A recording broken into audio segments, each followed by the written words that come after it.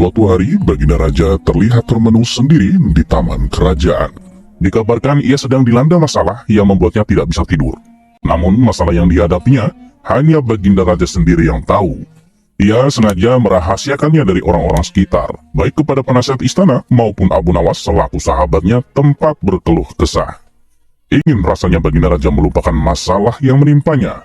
Kalaupun bisa lari menghindar, tentulah ia akan melakukannya.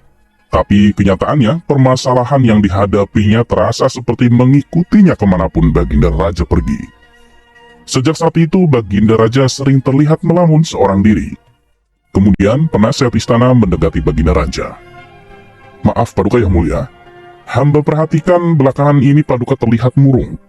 Hamba khawatir Paduka nanti akan jatuh sakit. Apakah ada sesuatu yang Paduka pikirkan?" tanya penasihat istana. "Tidak ada apa-apa, aku baik-baik saja. Kamu urusi saja pekerjaanmu," jawab Baginda Raja dengan memalingkan wajahnya. Penasihat istana pun hanya terdiam. Ia merasakan gelagat bahwa Baginda Raja sedang dilanda masalah yang besar. Dikarenakan Baginda Raja tidak mau berterus terang, penasihat istana tidak berani membujuknya untuk menceritakan masalah yang dihadapinya. Makin hari sikap Baginda Raja semakin tertutup, bahkan kini enggan menerima tamu. Hal ini membuat para pejabat istana menjadi sangat khawatir. Apa yang harus kita lakukan? Makin hari Baginda Raja terlihat mengkhawatirkan. Ini sangat buruk untuk kondisinya. Jangan sampai Baginda Raja nanti jatuh sakit, kata salah seorang menteri.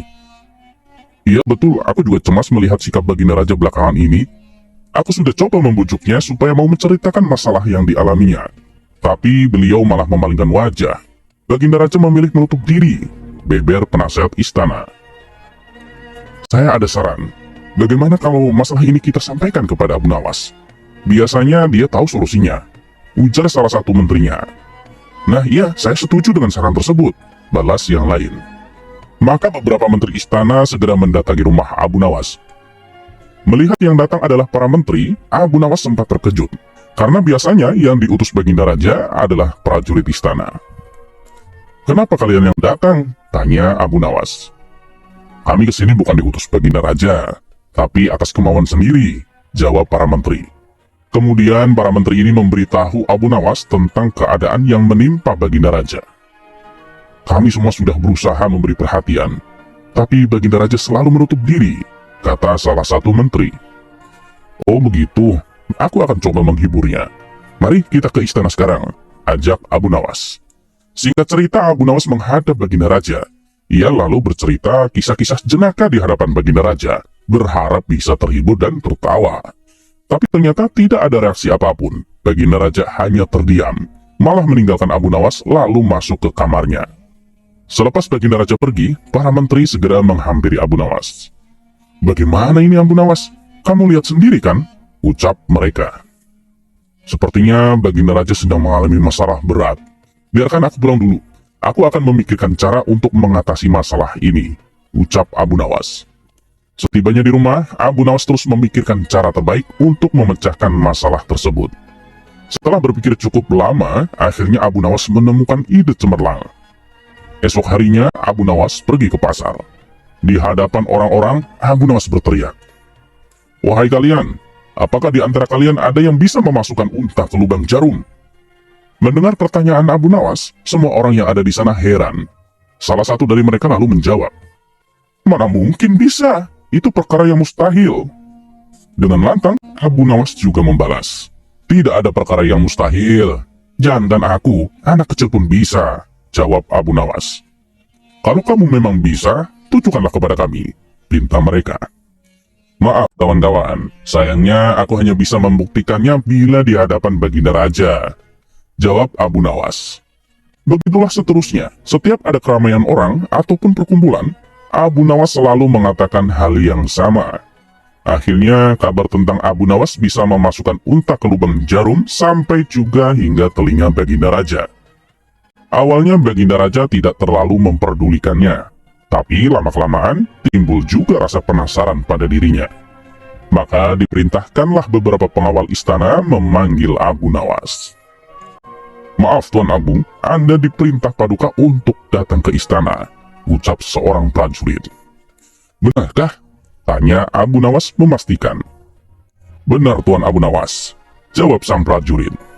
Rencanaku akhirnya berhasil, pikir Abu Nawas. Oh ya, bagaimana kondisi Baginda Raja? Tanya Abu Nawas lagi. Baginda Raja masih sering mengurung diri dan masih sering tampak termenung, jawab salah satu prajurit. Baiklah, aku akan ke sana sekarang, balas Abu Nawas. Tidak lama kemudian, Abu Nawas sampai di istana menghadap Baginda Raja. Wahai Abu Nawas, aku dengar kamu bisa memasukkan seekor unta ke lubang jarum. Kamu bersedia membuktikannya bila di hadapanku. Benarkah itu? Tanya Baginda Raja. Itu benar Paduka Yang Mulia, jawab Abu Nawas. Bagaimana mungkin? Aku rasa itu perkara yang mustahil, balas Baginda Raja.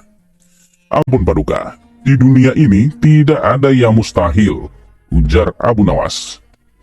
Baiklah, sekarang coba kau buktikan, perintah Baginda Raja.